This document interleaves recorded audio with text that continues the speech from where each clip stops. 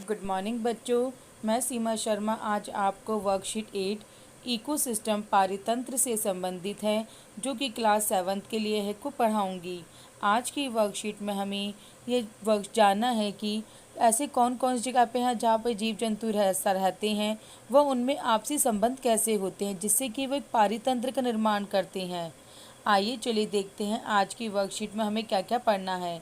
आज की वर्कशीट में हमें पारितंत्र यानी इकोसिस्टम के बारे में पढ़ना है, कहाँ कहाँ पाए जाते हैं, और उसके बाद हमें क्वेश्चन आंसर पे डिस्कशन करनी है। आइए चलिए देखते हैं आज की वर्कशीट में सबसे पहले हमें कुछ सोचने के लिए कहा गया है, जिसमें हमें कुछ चित्र दिए गए हैं और ये बताना है कि वहाँ पे जीव जंतु क्यों और कैसे पाए जाते हैं, उनमें क्या विशेषताएं हैं।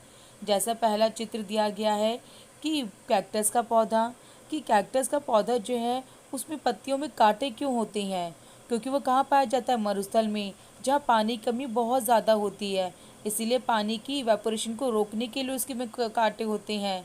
वैसे ही ऊँट को रेगिस्तान का जहाज क्यों कहते हैं, क्योंकि ऊँट जो है काफ़ी दिनों तक बिना खाए पिए अब जिंदा रह सकता है और उसके पैर गद्दीदार होते हैं, पैडिड फूट होते हैं उसके, ताकि वो रेगिस्तान में आसानी से चल सकता है।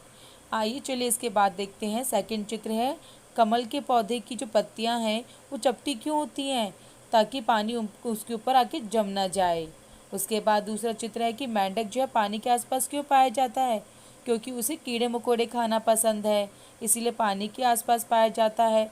और अपने शरीर का तापमान मौसम के अनुसार उसको बदलता रहता है, इसीलिए सर्दियों में वो पानी के आसपास 2 फुट ज़मीन के नीचे भी जाकर वो अपना शरीर का तापमान सही नॉर्मल बनाए रखता है, इसीलिए वो पानी के पास जाता है। और तीसरा चित्र है कि मछलियाँ जो है कोस्टल एरियाज़ में रहने वाले लोगों का मुख्य भोजन क्यों होती है, क्योंकि कोस्टल एरियाज़ में बेटा खेती करने के लिए इतनी अच्छी ज़मीन नहीं हो पाती, इसीलिए उनके जो ज़्यादातर खाने की चीज़ें वो सी फूड होती हैं, यानी समुद्री भोजन होता है।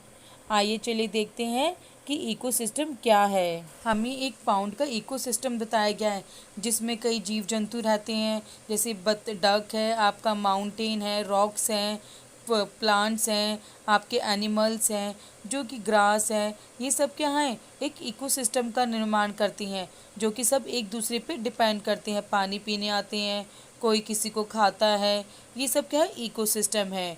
तो यानी कि बच्चों हर जगह पे जो जीव जंतु पाए जाते हैं वो अलग अलग तरीके के पाए जाते हैं, उनका रहन सहन भी बिल्कुल अलग होता है।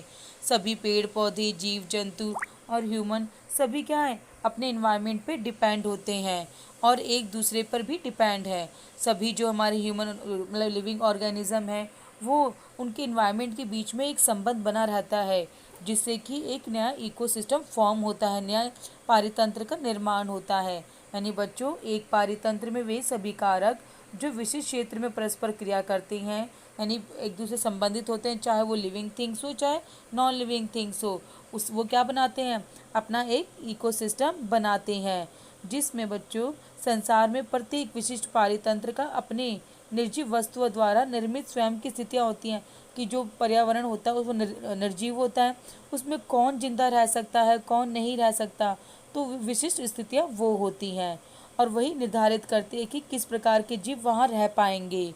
जीव जंतु केवल वही वहाँ रह सकते हैं जो अपने स्थान के अनुसार अपने आप को ढाल सकें, जैसे कि अधिक वर्षा वाले वन, घास स्थल हो गए आपके, रेगिस्तान डेजर्ट हो गया, पर्वत माउंटेन हो गया, झील लेक हो गया, रिवर आपका ओशियन हो गया, और छोटे से छोटा पाउंड भी, वहाँ पर भी एक इकोसिस्टम हो सकता है।